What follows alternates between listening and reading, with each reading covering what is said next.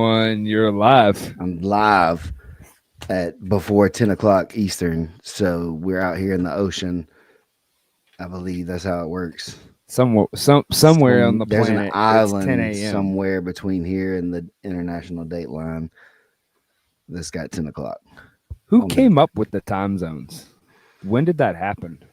Hold on. We're about to research this. You welcome the people, Steven. I'm going to say, yeah, what's up, everybody? Welcome to another episode here. We're happy to be doing this again consistently. We're having fun talking to you guys, getting your feedback. So tell a friend to tell a friend to tune in. Yeah. You ready for this? So we can do it again. What's up? Tell me. Sir Sanford Fleming, who worked as an engineer for the Canadian Railways, knew this problem when he missed a train in 1876. So because this man couldn't be on time and missed a train in 1876, he standardized time without hourly variations according to different zones around the world. Turns out you can just change the world when you miss a train. I'm a little confused by that information. I'm gonna have to dig into that myself. I guess that's crazy. You'll have to look into it. That's how, yeah, but that's how things actually go in the world. Like some person is inconvenienced, and so they make it better for themselves, and that could be better for everybody. That could be or a good thing. Not. Yeah, exactly. It could be either or, right? Right. But it is true, I think, about most things. We want to be innovative or make it better, at least even generation to generation, generation to generation, or whatever. You want to have better things. All right, you want the Chat GPT story about how this happened? Is this Chat GPT 4? Oh, bro, we on the 4.0, whatever the new last one. Yeah, I got the updates, dog. Don't question my. All right, I'm just asking. Involvement. Let's see. I've seen how you operate.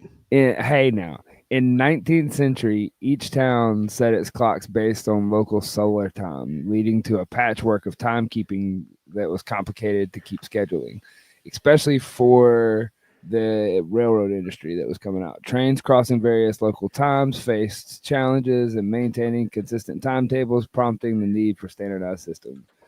In 1878, all right, look, this says 1878. Earlier it said 1879, I think.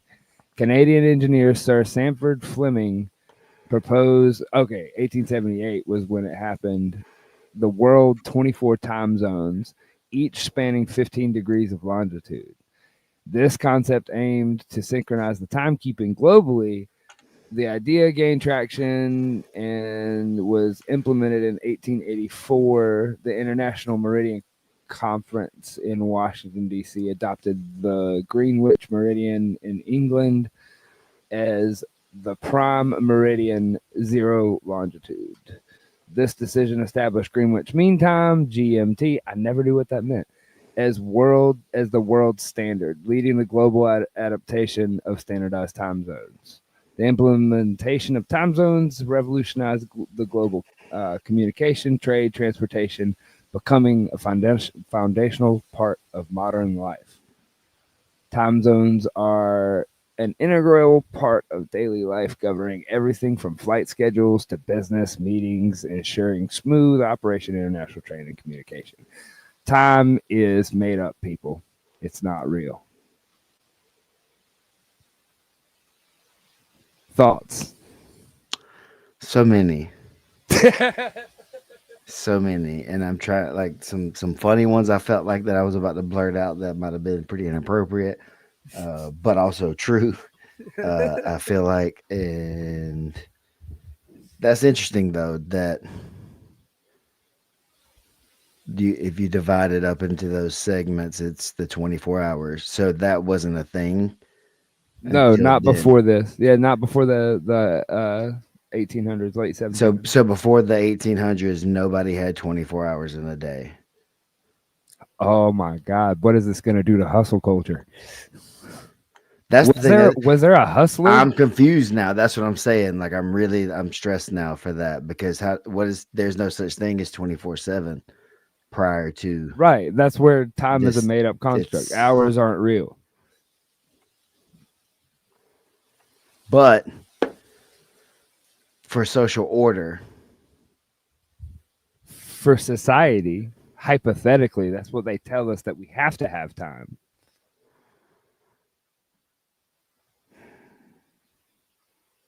I mean, all right, if we didn't have time, let's do a little experiment here. If we didn't have time, how in the world would we have known when to get on the computer today?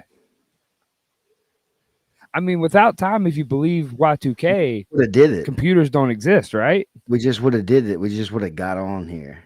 Of like, hey, are you free right this second? Like, yeah, it's like, hey, let's get on there in the morning after you get done teaching and before you go take your nap because I got something else to do. Right, but we wouldn't be able to future plan. I'm okay with that. Right. Okay. I think we do too much. Too much future planning. Just too much in general, man. But this is, I can't jump off either. I can't get off the wheel or whatever necessarily either. There's no going back to. Well, there's parts of society that depends on it now. Like Yeah. now to Right. maintain social, like you said, maintain social order, this guy couldn't make his train on time because he didn't know which time zone. That's what I guess that's what we're getting at. Without it doesn't work. He should have just been there though. Why are you running so late? Maybe he had a meeting right before, and how do you know when to end that meeting? You just end it because you got somewhere to be that day. You just don't make 5 meetings in a day somewhere else. You just know, hey, I got to be at the fucking train station today because that's when that shit's leaving, son. And I'm gonna be there before that thing gets there and leaves. This is why I'm at the airport in plenty of time. 4.5 hours. Bags in. You're that mean. Security. I got time to like get my toes done. I'm good. Yeah. Okay. So time makes me be the way that I am, is what you're saying. Is that because I'm sitting there looking down, going, I got you can 30 minutes. Right. Yeah. Exactly. And that's why we are always constantly 5 to 10 minutes late to stuff, because we're doing something right up until that time, and it's hard to put it down and jump in right at that time. I feel that. I've been existing on Caribbean time lately, and that's usually 20. Is that what that is now where you are? Yeah, Caribbean. Well, no, I don't really know what it's called. I just know that they don't do the daylight savings time. So like it doesn't switch back and forth. So what time is it there right now? I'm technically Eastern time, but it's normally on like Central, like it's technically like on Central time, but I go back and forth. So in the spring you'll be Central. 8 o'clock right now? Yeah. Because we'll go forward one. Right. Interesting. That's interesting. And again, so what does that mean, overall for everything? I guess nothing unless you're driving from here to Alabama and then you lose an hour going across the river. Bro, that makes that 3-hour drive feel like a 6-hour drive. Losing that hour makes it feel so much longer. Just going across so like we're talking about, it's a state border. It's literally, I can see it. It's relatively arbitrary, but at some point you have to make the change, right? In order for this to be legit, there has to be a line, right? That is the line, which is where they picked the 0 degrees being the Greenwich, and that choice of picking the 0 degree longitude being that point was what decided where everybody's line was. Man, and that's just more.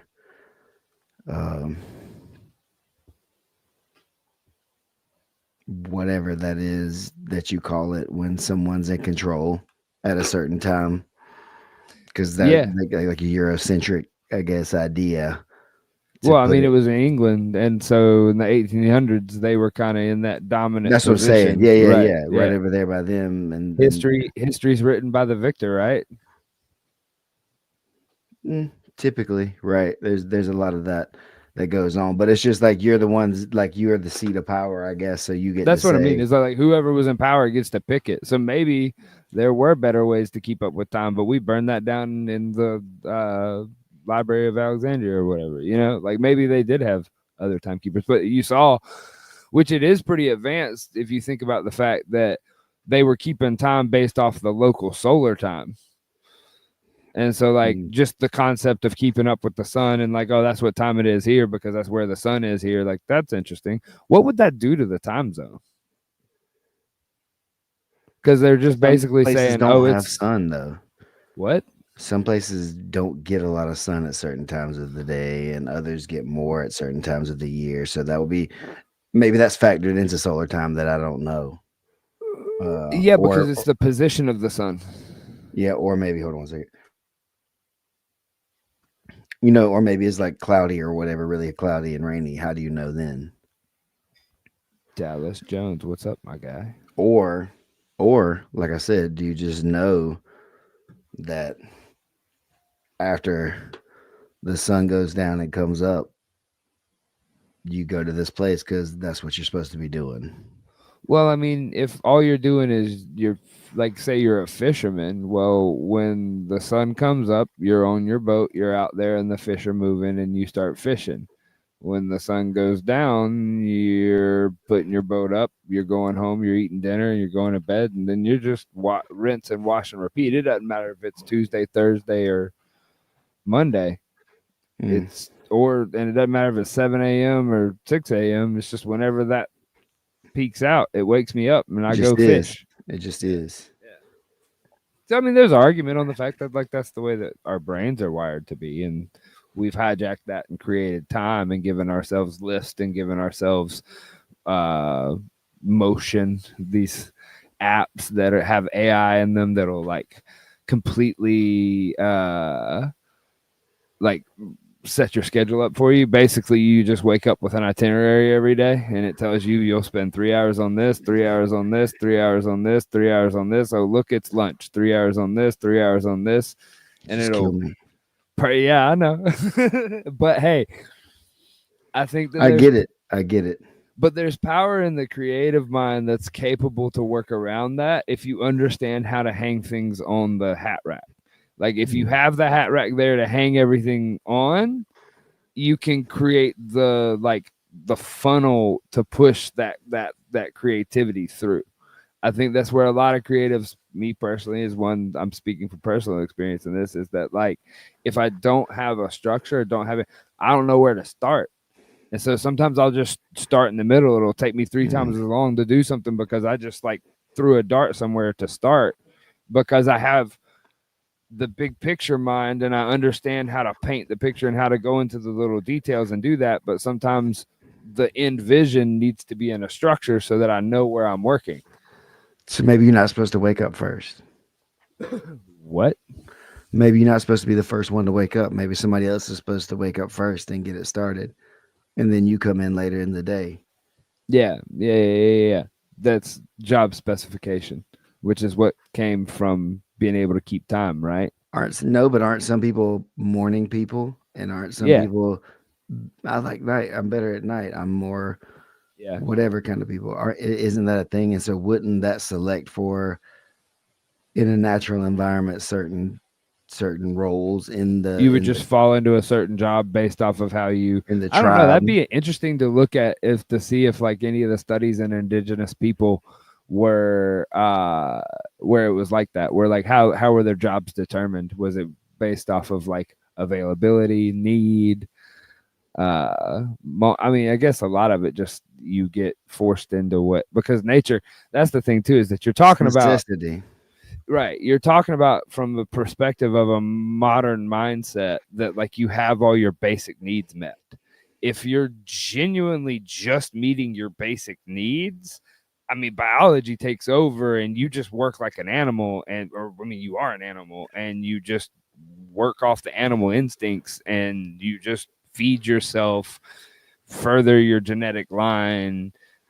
You do all the things that we're hardwired to do and there's nothing having to be processed by that. I don't know. But then you wouldn't have clocks, or would you? And that's why we have them. I don't know. Well, I mean, I would say that's why we have them. Any hoozle. There we Jiu-Jitsu go. world. That's 15 minutes of that for That you was good. guys. That was a good opening. Y'all are welcome for that. If anybody's Okay. still here, we appreciate it's it. now 10:26 somewhere in the world. We're getting closer. I posted it on the Facebook. You know, everybody's on there following us and immediately leaving what they're doing and jumping on here. So, jiu-jitsu wise, over the Yeah. last week or so, UFC FPI was last week, right? Yes, it was. Yeah. And they came out with what an were your image. thoughts? It's cool, man, in the way that it is what it is, you know. It carries the prestige of UFC, I feel like. Yeah, that's what I'm saying. It's cool. It's great that they are doing it like that. I still don't think that it's necessarily my favorite style of rule set or whatever in that I way don't yet. hate the whole like no points overtime. Like I don't hate that. And I think that I don't everybody's hate it either, but I just was saying it's just I don't yeah. I'm kind of like neutral about it, which is I feel not like it's just another jujitsu show made the exact same way that all the jujitsu shows have always been made. And so once the newness wears off of the UFC and all these people aren't as excited about the money that's involved in the prestige of the UFC, I don't know if they'll keep fighting so hard just because of the rules. I don't think the rules necessarily make them want to fight harder. neither does the UFC rules. No, I'm saying the fact of being on the UFC. Right. Oh, look, it's the big stage. I'm here. I'm going to show out. Like, I don't think that the community's going to they're going to start playing safe. They're going to start trying to play, they're going to try to edge through and win the game, which is the smart thing to do, but they're not going to show out. But then do you think that that'll be the same as with like UFC? Then they just won't get back. Maybe. I mean, maybe. It just depends on, it honestly depends on how everybody. It's entertainment business now, man. Yeah. And I think that it depends on how everybody addresses this whole contract conversation. Like this is the first time in a long time that fighters in combat sports have kind of had that ball in their court to where they can fight that fight of now you're a wanted commodity. So what are you going to do with that? And you've got, Craig over here talking about being free and open. And then you've got ADCC over here paying people under the table. And then you got UFC trying to sign people to contracts, which is what the UFC, that's exactly what you could expect from the UFC, right? That's what they've always done. That's what you should do if you're a business that's looking for that kind of thing. If you're running that business model, right? Yeah, I mean, and not only UFC, they're owned by what is it? TKO is that the company? That it's the WWE model too. Like that's exactly what they did. They went into all the small promotions and were like, "Yo, we'll pay you better." Because you'll get seen more, and then when you get seen more, you'll get more money. And when you get more money, we'll get more money, and then when we get more money, we get more money. Now, did people in that time process and through that time that whole like they're still doing that? Like they still sign exclusive contract. I mean, that's what the NFL is. You're signing a contract to a team. That's what the MLB is. You're signing a contract to a team. So like, if we're moving in the direction of professional sports, I think that that's not wrong, because I think where most people have been messing up is the fact is they're treating this still like prize fighting. And as long as we're prize fighting, well, then there's always going to be the few, and then the many are still going to be fighting for scraps. So if we start dividing the pie up, and I don't know, if we're talking about exclusive contracts, it also means, so if I'm exclusively signed to you, then you need to provide me with enough time to make appearances, because that's like the WWE model is, okay, I sign exclusively to you, I make a lot of money, but I make a lot of money because I work 278 days of the year. Right. There's work. People don't understand that about big pay. It's like in the blue collar world, when I was coming up, there was a couple different jobs that I worked, and there were ways that you can make a lot of money at them. The reason you made a lot of money were two things. It was more dangerous, so you were risking your life more, and it was longer and a lot more hours. I mean, we're talking 16, 17-hour days type of jobs. And yeah, you'll make $180,000 a year, but you're working majority of the year. And when we say working majority of the year, all hours of waking light, you are working, and that's how you make the money. And so it's like, okay, if I'm gonna make all the money as a competitor, well then I'm either in high demand, like say go to the celebrity boxing world, or like Mayweather or something like that, or I'm fighting all the time and I have more opportunity to make money. So I think that if we're having the conversation of signing me to a contract, don't sign me to a contract and then I fight twice a year. Right. Because I can't live off of, because this is hilarious. And this has been a problem in the UFC, is that I can't live off of, as a professional fighter, off $26,000 a year. Like I know that that's a yearly wage in You some can't ways live and off whatnot, but anything. right. And so it's like, if you need I don't think anybody can hardly make it now in America on that much. on that. Yeah, that's what I'm saying. That's what you're talking about, especially in the grappling world. But that's like the base pay. I don't remember what the base pay is now over at the UFC. I haven't paid that much attention to what they're paying, but around that ballpark for one fight. So it's like, if we're talking about paying a maximum of, you know, I don't know. The maximum's weird in this sport because, like I said, it's prize fighting. So when you look at it's still so disproportionate. Of either you're gambling on a 16-man bracket to make $2,500 every weekend, or you're running the gambit of trying to make it to CJI and make $1 million. Which one do you do? Oh, So the bigger distinction, I guess, too, and you're right on the, I think with the prize fighting kind of thing on it, is it does make it different there, because that's a solo venture for the most part, right? I would want to team up with other people or fight another person who has, clout well, enough it to just bring becomes pro wrestling that. eventually. But that's that. Crap. Now I forgot my line of thinking there. What we're saying. You were talking about the idea behind what I was saying with the Crap. prize fighting and it being more. Oh yes, prize Yeah. fighting is a thing, right? And it's like winner take all, essentially, or you get Right, show right. money and win money. And so winner, you get money to show up, and then you get money to win. And so then that makes stuff boring, because then the guy's more concerned about getting his other half of his money to win than he is making a good fight. But then also some people get all their money and then they don't fight hard because they got all the money up front, and so they don't have any incentive later on. Yada yada yada. For UFC and in fighting, that's a sort of essential in some sort of ways, because you can't Yeah. just fight a lot in back-to-back days or on the same day enough. But a thing that literally just came into my head a minute ago is like, in solo sports, like things, there's brackets and different things like that, obviously, where you play through. But then like a golf model or something, even where like, there's this thing in the PGF idea, there's an event on the weekend, and if you finish in 1 through 30 in this There's a professional pay event, structure. you get money. If you don't make the Yeah. cut or whatever in that somehow, then I think that, that's where you Yeah. don't, sorry man, but like the You top, shouldn't be here, there's a or guarantee for everybody who places in this event to get yeah. something, that's something.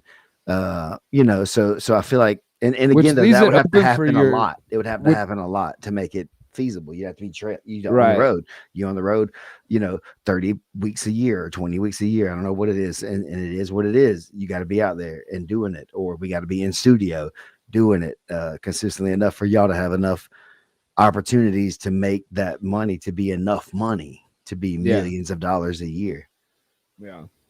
So well, and it's mainly too is that like companies have, like major companies, when you talk about something like major, like large sports and your NFLs and those teams and the different ones that have major brands behind them, like they have millions of dollars to spend on stuff like that, but they have to justify it.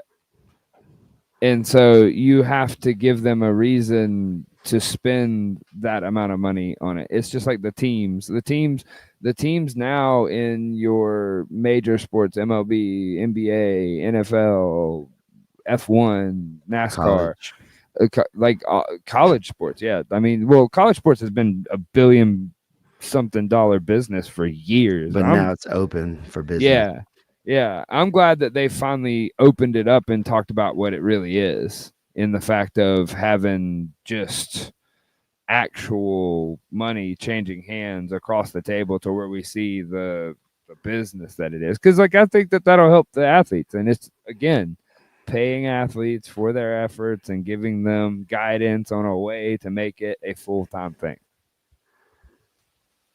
There it is. There's got to be enough work to do it, and everybody's got to be getting paid. There's got to be enough money to pay all the staffing, all the runners, all the securities, all the different everythings everywhere to get that going. And it's not unreasonable to say that, but it just is what it is. And people got to organize in a way to make that work. Like you said, and have plans and times and all these other things that we got to have to make it work. Uh, and we're close. I think we're really close, and I think a lot of people are getting. We kind of talked about it a little bit. There's a lot of people doing different tournaments now in ways, and it's that's the nature of invention, or innovation in lots of ways. People are like, oh, they're close. Everybody's on this thing that a lot of people want, and nobody's quite nailed it. So there's a bunch of different people working on the solution for this, not necessarily a problem, but it's a problem because lots of people want something that we don't get, and so whoever gets it, that's it. That's the game. That's the move now, and it is what it turns in. Like they dominate for the next cycle until the Yeah. next thing comes along that is what it was, and so Well, on and and it's so a forth. lot easier when you're, there's a myriad of different examples, but I saw something recently on Apple, and that gets overused as an example a lot. But sometimes they were a smaller company, and so they were able to see holes with the major like IBM and the other major corporations that couldn't necessarily pivot their giant ship the way that it should have. And so the smaller one is able to come in and fill a spot that nobody else can. Mm. Or that It's they I, didn't want to. or it wasn't profitable. A lot of times, Yeah, that's most what I'm innovation saying. comes because somebody looks at it and goes, "Well, that's not worth it," and somebody else is like, "Well, it's worth it to me," and then they make it worth it, and then that big one finally comes in and goes, "All right, it's worth it now." Like that's exactly what happened. Yep, like blackberries. How many people got blackberries Dude, I have one brick breaker. right now? How, no, I don't. Oh, I don't have no, one that's now. what I'm saying. Like right before you had an apple or whatever. What was your? I'll Is tell that you it? how Edge. No, no, no. I had the BlackBerry Storm. Do you remember that thing? I don't have any specifics that I like. If you told me the name of any, I wouldn't. But It I was the first visually touch have. screen with haptic feedback. And by haptic feedback, it's not like what the iPhone where when the iPhone started vibrating in your hand when you were typing so that you could Hmm. feel that. It was an actual click. The whole screen clicked in. And so like you would be typing and the whole screen be just clicking away. It was a terrible phone, but it was Well, cool.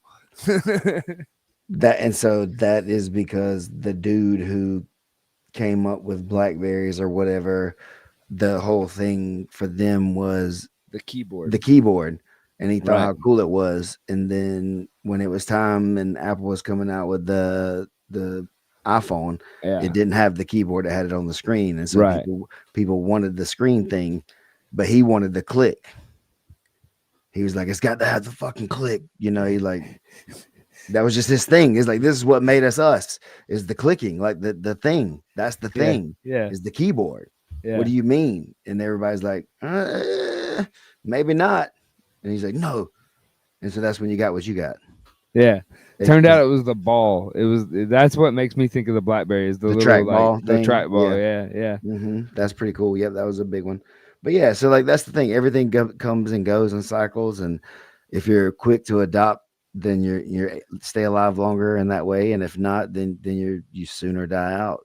And You want to know something that I don't remember where I noticed this or who brought this up, but you know, like when you say "call me," like the hand signal. What would you do with your hand when you say "call me"? Oh yeah, we do. I do the With it, thumb and do the this, pinky. yeah, Yeah, yeah, yeah, uh-huh. yeah. The little kids, Just like that one. Yeah, yeah, because they're they like don't that. have the. Yeah, That there doesn't. is They've never no. seen a mm, receiver. It's all just been rectangular or whatever in solid. And like touch screens, like everything. I don't know if your kids were this way, but I know a couple of my friends had kids that would like walk up to a TV and like touch the TV and try to use it like a touch screen. I can't remember that specifically, but that could have happened. Yeah, it also may also play a large factor from whether or not how much screen time you were having as a kid. I would imagine too, as far as like whether or not you just thought that this was the only thing that existed in the world and everything else works exactly Or like this, or or just if you were that's all you exposed. had, right? Is Yeah, were yeah. screens that were touched around you, and then so you go somewhere that nobody has it, then you didn't know. That's Maybe like you going think and they have seeing the new mom's rotary technology. phone. Yeah, you may think that's the new better technology if you've never seen it before. You reinvent the armbar all of a sudden. Right. You just I've then never came up seen this before. then came up with this half guard thing right here where you put two legs on one leg. It's crazy, son. Never seen it. It's on the other side of lockdown. Did you know it was there? Mm. It's funny, man. There's just that's it. Things are what they are, and sometimes it takes somebody reinventing it to see it again, to use it the way it is because we've moved to something else. And not that one's better or worse, it's just there's trends too. People are gonna want other things than what everybody else has. For some reason, there's just like a natural thing to sort of stand out, and like maybe that's for survival or whatever in some ways, or to have status in your community. There's just something about that too. I feel like at a certain point too, where people just don't want to follow the the status quo, or whatever the general trend is. And I can relate to that in a lot of Yeah. ways. Well, I mean, it's like you and I had that conversation. What was that, like 3 years ago, maybe at the Jean Jacques seminar where he taught the like twisted table concept. Mm. And then you watched him as everybody. This is what I tell everybody when I talk about how I see where the like 10th planet, like thought process, the whole open mind thing comes from is that like when you watch Jean Jacques teach, he teaches a super simple concept and then everybody around the room starts playing with the concept and then he pauses the room and he's like, hey, everybody, look what Sean just did. Sean, do that again. And they'll do it. And then he'll be like, all right, everybody do that. And you're like, oh, this is how Eddie was off in a corner doing this crazy stuff that like it was weird, but it was working. And he was like, hey, Eddie, do that again. And you see the like development. And that's where I think having the leaders that are And see, that's it allow. again, right? You need the keyboard, you need the clicker, or do you need it to just work, or do you need to just be following what you think the next trend is and not really understand either thing well enough, and so you just pick a side and fight for it. What, well, okay, following the trend and then setting trends are two different things though, right? Indeed. So the person that's setting the trend, they're obviously not doing the tried and true like what's over here.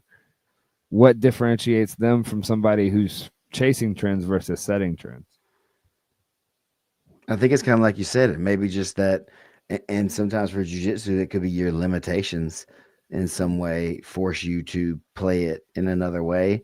And so you come up with a solution that's different than what everybody else has because you have a different body type, or your mentality, or something else, previously has educated you to see this other thing, as more than what the person that other people see it. So like it to me, what I think is what with Eddie and the 10th planet system was, it was an answer to the classical jujitsu problems.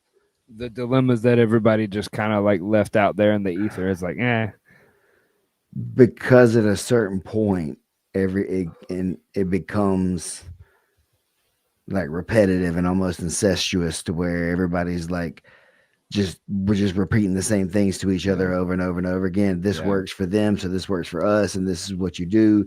And nobody's defending it another way. So there's no, it really always works this way because that's how people defend it. But it's, and so, But then yeah, we started navigating outside of the rule sets that they had been teaching in for so long. And when you got outside the rule sets, that they don't defend that. Well, because it's against the rules. yeah. If he can do that, well, you better be defending it. If I you mean, that's can, leg if locks, somebody right? can, they will, and if, Leg locks is the best example, right? Leg locks were illegal. And so then, if you backtrack 10 years ago, you could take a white belt that understood Ashigarami and he could destroy the Naga expert division because none of them knew how to defend it. mm. Now they can defend it. Well, yeah, it's really just what you're allowed to do and not allowed to do. Right. And again, it's early adopters versus late adopters. And those people who got really good at one thing, they all didn't get really good at another thing, no matter what it was, at certain times. And so if you can see a pattern, and this could be for a lot of things, but if you can see a pattern that it is universal or in like widely adopted or very, very common, then you can figure out how to use that to your advantage. Yeah. Whether that's like being preemptive to something, whether that's like getting involved with it, enough to get what you need through it and then let it go, or whether it's just to kind of let it pass you by and not Yeah. actually get involved in it at all.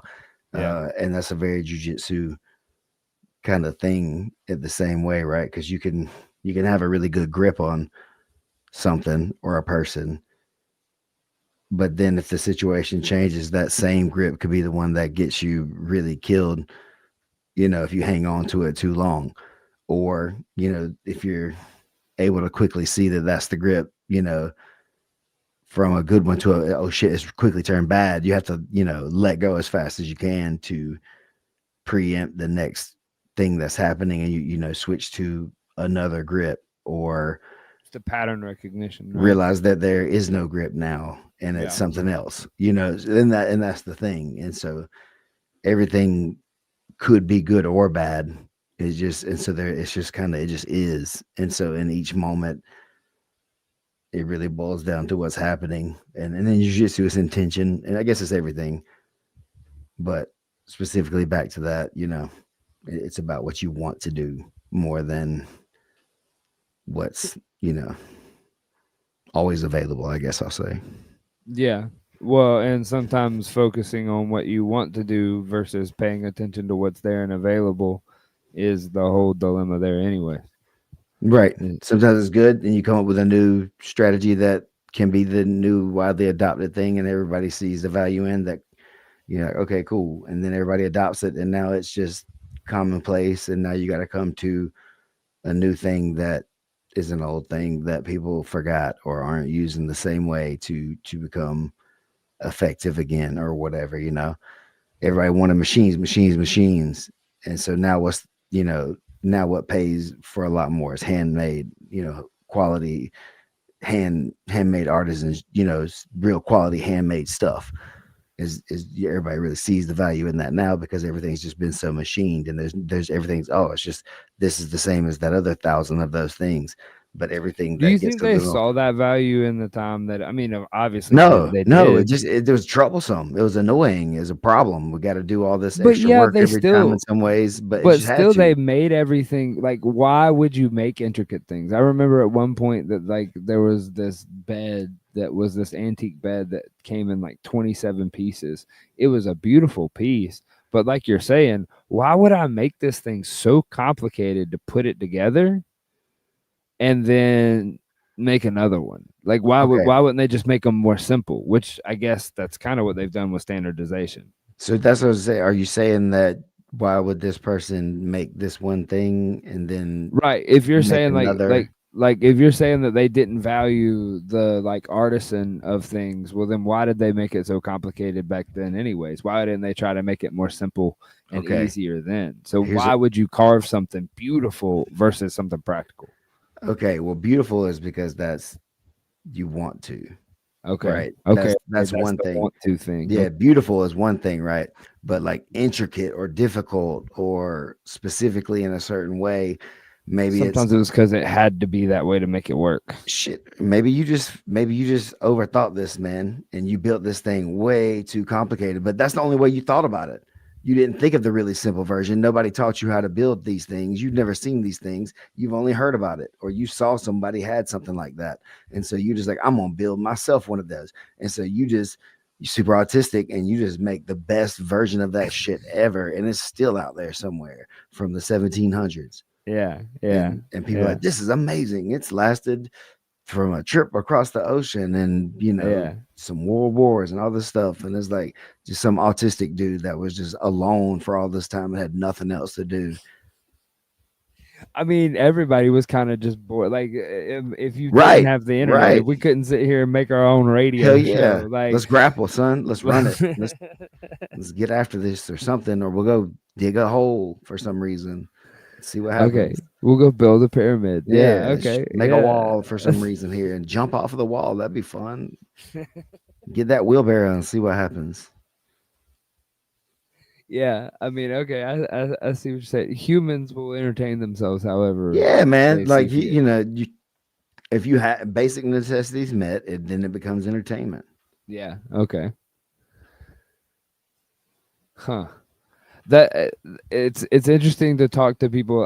I've watched a few things where you look at where ancient, where you're talking about like the ancient people as they came along when the basic needs were met, like where they branched off and what they started doing.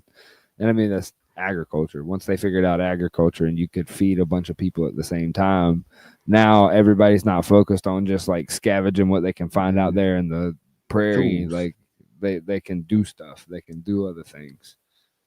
Yep. And then you can specialize. A person can be this one thing a little bit more than everything because you'll have something more like that too, instead of maybe I got to just do it all by myself. Yeah, and I mean to oh man, watch this like full circle back. So we were talking about like the standardization of time and whatnot. So I see kind of like firsthand a little bit where being down in Mexico and like some of the Latin American places is that you notice that standardization is starting to like creep its way in to a lot of their like processes. And like being from the electrical industry like I was, like I'm always driving around and stuff, even since I haven't like worked in that job, like because I grew up around it. Like I'm always like looking up at power lines and things like that. And it's interesting to like get out in the rural areas and look up and you see the like wild like things, and then you get in the cities and you see the like rat's nest of things. But then you go past the like newer developments and newer things, and like things are run smooth with like proper, like you can see there's labels and stuff like that that are going in, and you're like, okay, like they're starting to like standardize. And you can see it like quickly spiking, those areas of it being like, because it's standardized they can do a bunch of them, and Hmm. they can do them all right, and they're not like, oh wait, those three over there burn up, so we got to go back and fix those. Like they can keep innovating and moving forward. But I Hmm. mean, even like That's the back, assembly line. yeah. Like Ford with the assembly, he didn't revolutionize the car, he just revolutionized putting it together. More of them. So that's it, it's fascinating because then you look at that in the jujitsu conversation that we're having, and we have the standardization like molds, and back full circle again, standardization can also make space for more creativity, because if you have this core here that's standardized and you know it's going to be there and you know it's going to work and you know it's going to move forward, well then now you can explore over here. Yeah. We're all just repeating patterns. This for is sure. true. And so the UFC taking on jiu-jitsu is just what UFC was when it first started, is trying to adopt what is becoming again the biggest like martial art thing in the world, which is just jiu-jitsu this time. Last time it was fighting, which was, they used that as the way for jiu-jitsu to be brought on How to funny to is the that? scene. Like that's the whole point in the UFC, and the UFC one was to prove jujitsu. Now the UFC is having to come back and like try to reclaim jujitsu. I hadn't even thought about it really from that perspective. Hmm. That it's that like they're the reason that any of this All of exists. it, basically. Yep. Hmm. And now we're over here debating on like, are they doing a good job at this? Do they have a right to this at Do all? they have a right to do this? It's Yeah. literally the reason we're here. But they're not the same people either, though. No, yeah, yeah, That's yeah, not yeah. that's No, not the yeah. UFC that it was then, or whatever. And so that again, it's just funny though that you're right. It's just another cycle though. It's just another thing that's come full circle here. It's entertaining. What professional wrestling was in some ways, this is again that, because we're figuring out ways to incentivize it to be more exciting wrestling, grappling stuff where there's The finishes and matches different the things other like night that. were pretty entertaining. I mean, it was nothing that made you like super duper write home about, but I mean, it was an entertaining I card think for a I think you're Thursday night. looking. I think they're looking at a lot of different types of people and putting them on those shows, and some of the matchups were maybe matchups we wouldn't see maybe other places. And you still see a lot of those maybe style clashes on this UFC ones. I think a lot, and even though it's all jujitsu, you'll still be more of like a IBJJF styled person versus a submission only person, and they have to go against each other in this rule set, which is both, in a way. So it's interesting like that. And again, it's not necessarily for me the most entertaining style of grappling stuff, because I've seen a lot of this stuff play out a bunch of different times. And so unless it's just somebody I like, then I'm not really worried about it, which is what we got to get if we want to get the casuals anyway, is they got to get behind these people and want to You got to watch give them them some character. grapple and compete for some reason. There's got to be a reason, a buy-in. One of the interesting things is a lot of the talk about performance enhancing stuffs. I was going to ask you Uh, that. What are you going to take a stance on this here? Stance meaning, do I? Just no, I'm just saying on the whole situation. Or you can go in hot. You can take a hot take on it. I mean, there's no reason for me to be hot necessarily about it. Everybody Yeah. knows. Everybody knows that a lot of those dudes are on steroids. Most of those dudes that are at the top are on Yeah. steroids, and they're abusing steroids and performance That's the enhancing key drugs. there is It's on not even steroids and that. abusing are two different Yeah, things. it's not even that they're just kind of doing it or whatever. Sometimes like, it's just ridiculous that the level that some of them are doing it. And sure, you've gotten to this level now, and it's gotten you notoriety and fame and money, and I guess that's the end goal for some people, and for a lot of people that is it, and that's okay. But also, if this is gonna be like a sport, then there's gonna be some level of like regulation and something that's gonna happen. I feel like I don't know if you could ever do it fair, where you're like fair, then everybody's on drugs, what, because somebody they're gonna always Yeah. be people trying to skirt and Everybody tries to circumvent. game it. Everybody wants to win. That's when you It's make it always valuable enough. Everybody wants to win, and so they're going to game the game to win the game. Yep, yep. And so there's gonna always be the thing like that in some Yeah. ways. So, but definitely, I feel like at least making it known, and I think, man, you should be getting maybe asterisks and different things like that, and your titles shouldn't be as glorified if that's what you did to get there, and I'm not the one to be the arbiter of like everything in the world and stuff like that. But I competed, against a lot of dudes that I know were doing it, and I beat them. And I competed with a lot of dudes that I knew that were doing it, and they beat me. and some of those were one and ones or whatever against it. And so I mean, so what's the difference? Because I'm interested in this conversation. Is what's the difference between fighting a guy that's 19 to 24 years old versus a guy that's 35 and on some sizzles? Like, I'm not talking somebody juiced to the tits, because we both know, like, that's what I'm saying is, if we're talking about abuse and using it and completely like changing yourself at a molecular level to make yourself better, well, now you're an enhanced individual. If you're using performance enhancing substances to enhance your performance, which just means you can train more, right? Essentially, is what most of this is. When we're not talking about the like super high level. So should there be like a line? To me, that's my stance. Is like there should be a line somewhere that we say this is, because the demands we're making on the bodies of professional athletes is insane. So why wouldn't we use something to but help isn't them that keep their isn't body? that literally circling back again? Isn't that what you said in the beginning? Isn't that why you get paid so much? Yes. And so if I have $1 million, I'm sorry, you see how I was like $1 million car. $1 Well, million. more. So if you have like a $200 million car, that's a race car that has all the different stuff and whatnot. Well, would you not put the most premium, best things and best stuff to make that machine work if you're treating that way? If we're getting paid millions of dollars? That's a machine, though. Good point. Good point. And it's supposed to be human athletic compared to Yeah, human athletic. that's right. So if we're both on it, Then what does that say? there's limitations to the human body and the capability of that, and there's a timetable on it, and the time is real. Damn. It's relative.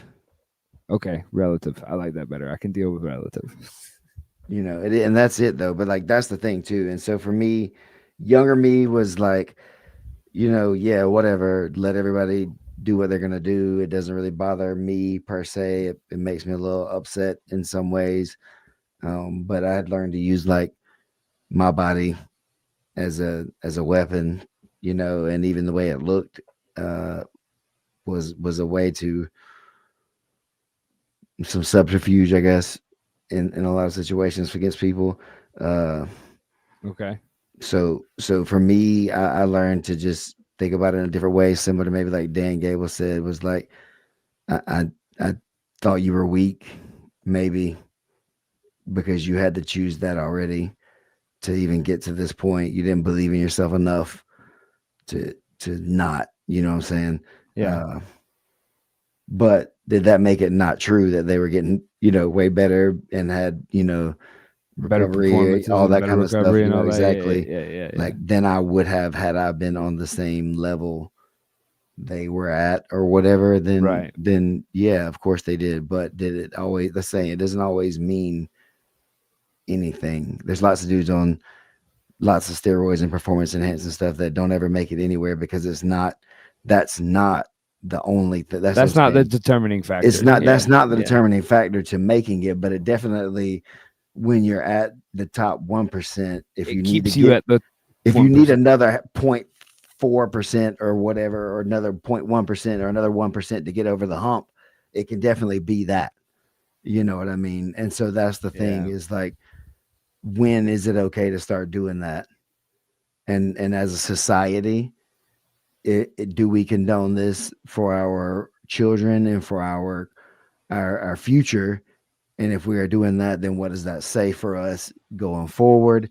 Are we looking at a healthier society for doing this? Are we looking at a less healthy society for doing this?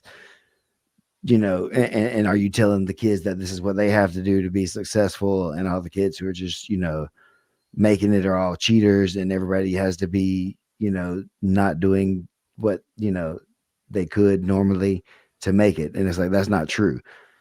Mm. So I think there has to be some sort of thing with this. If we're putting all these, like, if we're gonna do this thing where these people are in the public eye and we're trying to hold them up in a certain way, then we need to maybe have insurance to some degree that they are.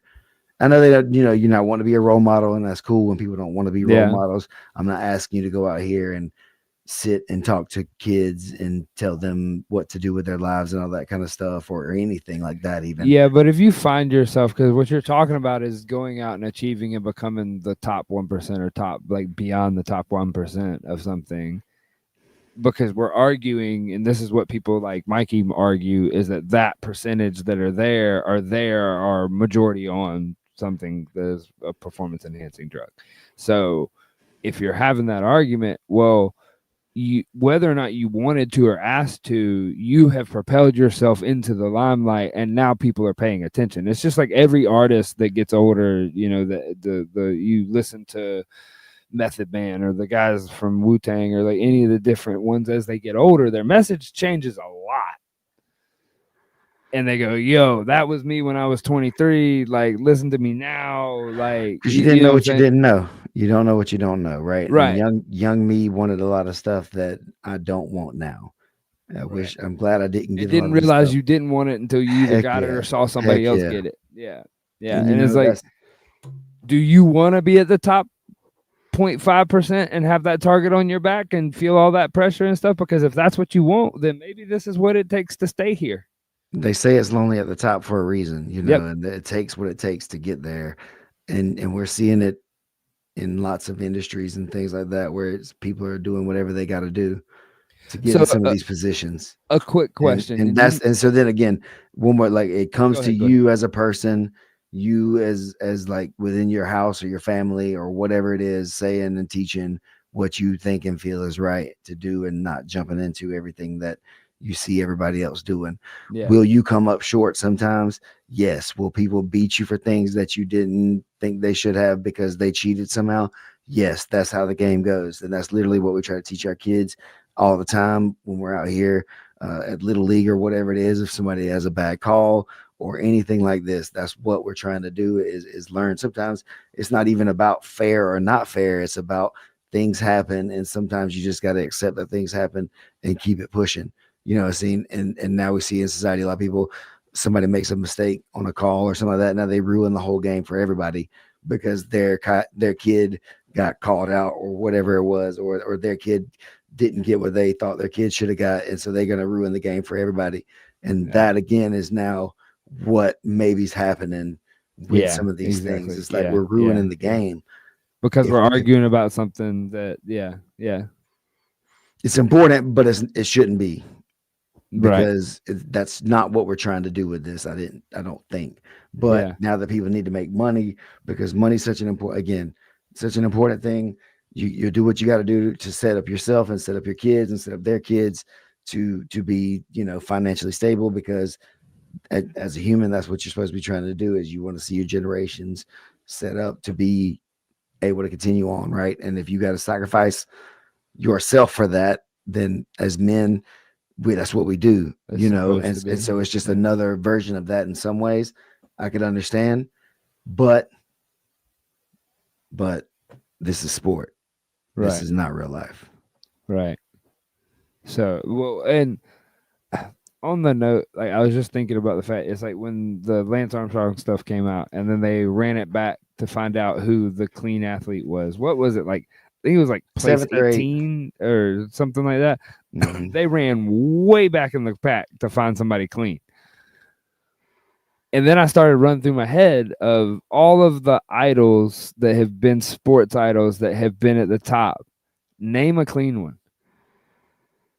Ones that made it for a long time. That's for I a don't long what time. what is clean, like, like Exactly. I don't What know, is clean you know. is like what it is, because you do cryotherapy and get massages. Is that performance enhancing? Is because you take ibuprofen or because you take CBD or Well, you I think maybe some, that's it right there too. Maybe where you're getting into some of the stuff, but like, I don't know, like a foreign substance that's not something that it's a you, risk. yeah, it's like, I don't What know. I risk don't are know. you taking? Or And what maybe we risk? say, yeah, you just got to tell everybody like this league is full of people who are just using performance enhancing Bring drugs, pride back, baby. it's just Somebody understood. call You up know the what I mean? Yakuza. And then it's on you as a parent to parent your kids, and again to make those decisions for yourself or whatever. You know, like I mean, American Gladiators was it is way what it more was. entertaining when they were jacked. Everything is more entertaining when the people are all jacked up or whatever. But then you just, again, It's human lives, bread and circuses, my friend. that's what it is, right? It's like feed them bread and give them the games, and then Yeah, everybody will be yeah, happy. yeah. So I mean, that's the gladiators like lived a certain way, right? So I mean, if you want to be one of those guys and you want to live that way, well then I think that like What if you make it to the other side? anything being illegal doesn't stop people from doing it. And so if we did a better job, that's where I kind of agree with Craig when he goes on these rants about like people just being honest about what they're on. Is like just tell me what you're on, so that like in 6 years when you die of a heart attack at 34, we go, yep, that's probably why. Like, instead of it just being like, oh no, what happened, and be like, look Well, at this you stack. become a cautionary tale, right? Exactly. Exactly. Is it like, sure, do whatever you want, but I want to know exactly everything you did so that I can avoid it. You hear that rattling sound in the bush, don't go grab it. Yeah. You know why? The other dude died, so he Go gone. the other way. Right, that's it. And Yeah. so it's we're taking away some of that maybe in a way too. But I don't know, man. I don't know, really, honestly. I don't really have a take on it that's that strong to where I feel like everybody's got to agree with what I think about it, because I like being entertained, and I know that it is what it is. I grew up in the 80s with Hulk Hogan, and so I was saying my prayers and taking my vitamins, and you know what I'm saying? See, Like, that's where I think we're wrong. I think is where it's wrong is that you make people believe that guy's just a normal on the up and up, and it's like, no. Just show me the stack, Hulk. Like, don't present it as, and so that's what you're saying is that also, if you don't want to be a hero, don't act like one. don't act like anything you don't want to be. If you don't want somebody to pull your card, don't act like it. I don't go around putting out fires because I don't want to be a fireman. I'm not no fireman. Yeah. Yep. I don't want people to be asking me to come into this burning building to do it all the time either. I will if I have to. If you're, right here, if the neighbor's house on fire or something, I got you. I'm gonna call the other fireman first, but then I'm gonna do what I can do to help. Right. Right. That's not my gig. You know what I'm saying? So like there's certain things like that. Well, on that note, is that the fireman's worst nightmare is when they pull up and they see a garden hose going back in a house. Because now, not only do they have to put out a fire, but now they got to come save you because you don't know what you're doing. And so it's one of those things too, is that like, don't rush into a burning building when you don't know what you're doing too. I'm not directing that at anybody. I just had that thought. Damn, man. Saying I realized how that's sounded true aggressive. though, right? No, it's true. And how many times have things happened to where a good meaning person has made a situation worse by getting involved somehow. Yeah. You meant well, but you didn't have any business necessarily doing it because you didn't understand the gravity of everything or how it was going for real. And so again, or you're just young and you just didn't, or new to a game, or new, like you just tried don't know. something. Yeah. You don't know until you learn. You see the other dude again, patting the blue belt on the head saying thank you. I see somebody else do it, and I see if it doesn't go well for them for sure, really badly. I say, all right, I know not to do that again. Yeah. But just because something goes well for somebody, that doesn't mean I'm immediately going to do it either, because I want to see that again. But I'm always more cautious on something that doesn't work immediately, depending on the severity of the doesn't work. You know what I'm saying? That's a good rule of thumb. That's a good rule. Right, but that's it. It's like if I see you mess it up, but it's like, that wasn't that bad. I think there's something there. Yeah. Right. Yeah. But if I see you mess it up and you landed on your head and neck and like you're paralyzed now, it's like, not for me. I don't think I'm gonna try that at all. And I used to think that I wanted to ride bulls until I went to a local like show, and a guy that I was like acquaintances with got kicked off of a bull, and as he was like flipping through the air, the bull kicked him in the back and it like ruptured his spleen. That day I was like, yeah, I'm good. Yeah, like I learned young, man, I had to have been at least or less than 7 or so at this time. But we had a horse, and my granddaddy was there for some reason at our house, and I was on the horse, and he was just sitting there eating the grass while I was on him, and he wanted me to ride the horse around, for whatever. I don't know. Maybe I wanted to ride. I don't know. I don't remember the context anymore. I believe this was probably my first concussion. Uh, Nice. he is like, you gotta hit him, with the little thing, the bright Yeah. the rope, whatever. I Yeah. was like, all right. And so I did it a little bit, he didn't move. And he's like, all right, you gotta like kick him on the side a little bit. So I did it a little bit, and he's like, you gotta hit him hard, harder than that, whatever, some way. So And like I was like, man, I'm not trying to get a whooping when I get off of this thing for not doing whatever he's trying to get me to do for this horse. And then all of a sudden I just woke up like on my back, like sniffling. And I'm assuming that I got thrown off and just landed in a heap. nice. And so from then on, I was just like, I respect these animals quite a bit, and I'm not gonna be playing when I get around them and do stuff. So yeah, and I've never had the desire to get on a full bucking bull. No, Never even. I'm good. I know. I kind of know, right? That's what I'm saying. I know. Dude, I'll show this one to you in person at some point. I didn't feel like that the group could handle it, but me and Keelan have one that a separate thread that we'll share of some stuff. And we shared the I shared with him one where a dude got like kicked in the air, and then the bull came down on top of him with, well, basically he was like in open guard with his legs open, and the bull came down on top of him and just I didn't think the group could handle that one. But the end of the video, the guys just walk up and literally like one on each corner, like pick him up and carry him like in that like position off the thing. I was like, Mm, oh my God, that guy's never gonna walk again. poor fella. Yeah, Man, those yeah, that's animals are crazy. but again, right, you locking yourself in there, you're doing that by choice.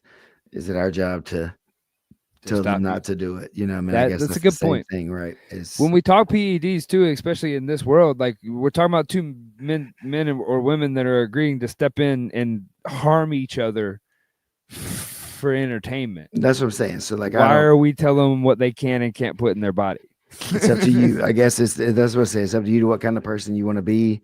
How do you want to like live going forward, you know, with yourself? And I guess that's again everything that you do is if it's within yourself to do it and feel okay, then do it. And whatever. Next week, I would like to have a conversation, and I'm going to try to research this at some point in all my spare time that I have. But I want to go through and try to figure out how many non PED users we've had in the sport at the top. Marcelo immediately comes to mind, but I just saw Chris's comment. Sorry.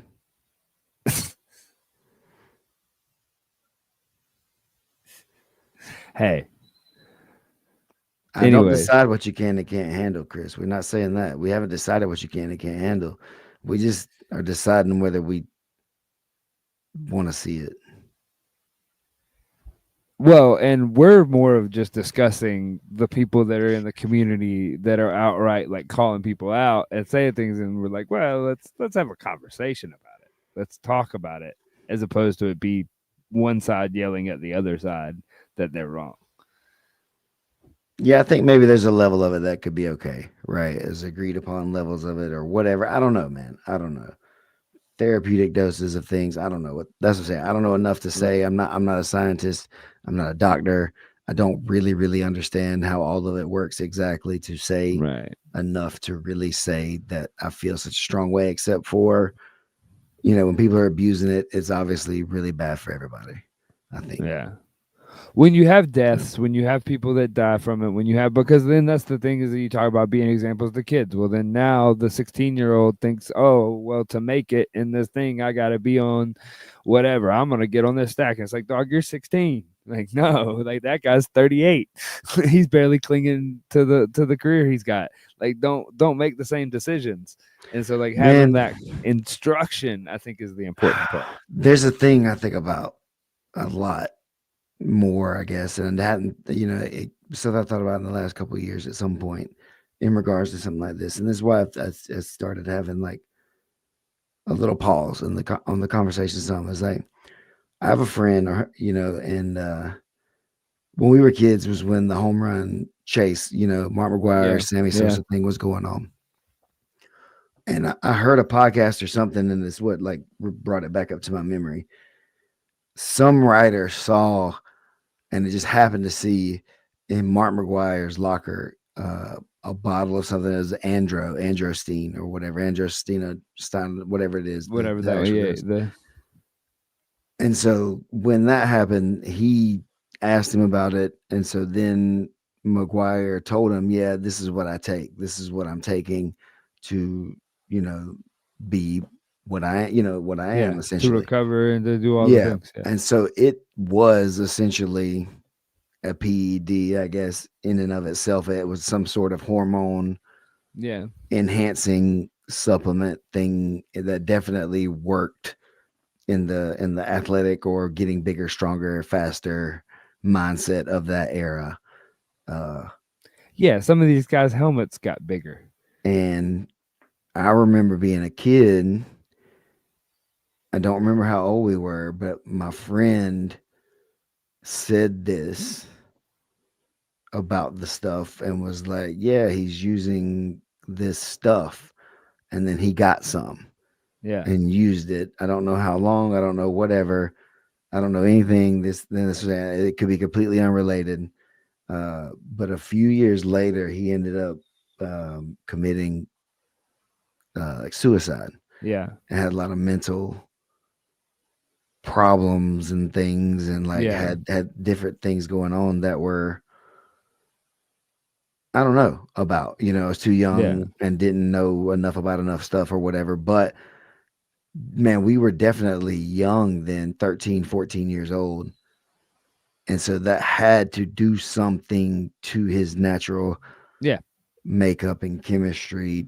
Because now you're flooding double, triple, whatever things that you're getting and adding external, like 100%. Yeah. And then it shuts off your normal, natural Right. way sometimes in a way that it won't ever maybe come back if you do it too hard, from what I understand. From what I Uh, understand, it's if you repeat, it's repeated cycles. If you like, they have to do like their different cycles on and off. And the friends of yeah. mine that were kids that did it, that like when we were in our teens, And so they what if would you just did it? do it.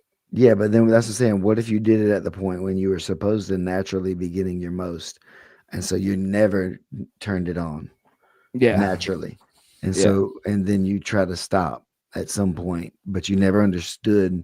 You know what I'm saying? So, like this, I Right. don't know. Education. It's like I These said. are like late night thoughts or whatever. Listening and heard that story, and I was just like, some weird correlation popped up into my head, and so I don't. There's no way to ever know anything like that. But that's it. Yeah. As now a 41-year-old, man with kids that are in the world and stuff like that, in a business where I'm, like it or not, put in a certain position to be a role model myself, as in to a lot of people, adults and children, where I gotta kind of at least have a thought about it, like to them or for them or whatever it is, rather, and not that I'm like a dictator and gonna tell you what to do with it all every time or whatever, but just in the fact that like it matters. It Yeah. really does matter. Yeah. And if we, and it goes with anything, right? Like, somebody that's like assaulting people or whatever, if a guy's like always like out being, too physical in his real life somehow, I don't want them around my school. If somebody's got like a rap for being a bad person, they're doing bad things, I don't want to teach that person what we do, and Yeah. how to use our art. So it's similar like that, in some ways too. It's just a lot. It's a lot to think about if you care, and if you don't care, then it doesn't matter. None of it Yeah. does, right? So that's just the long and short of a lot of it. What time do you have a out that you got to get on right here? Yeah, we were about to get on it. Okay, That's we were about to start getting out and closing out. That's the grappling with parenthood. Is that a I'm not saying anything else. I just want to put something in the air. okay? All right, it's out there. I'm hanging out this weekend at the Jiu Jitsu overdose that Eddie's putting on in Yeah, Cancun. And there's going to be a show over on the Grappling Hour. That's going to be a pre and post show with Raph and the boys Okay. for the weekend, and that'll be on UFC Fight Pass. Okay.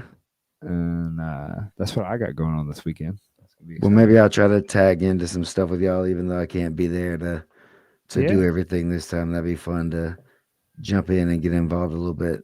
So I think I you let me know. volunteered you as one of the people that could guest in on a show here or there. So I'll tell Raph to get in touch with you. Yeah, just shoot me a holla. I'll figure out what to do.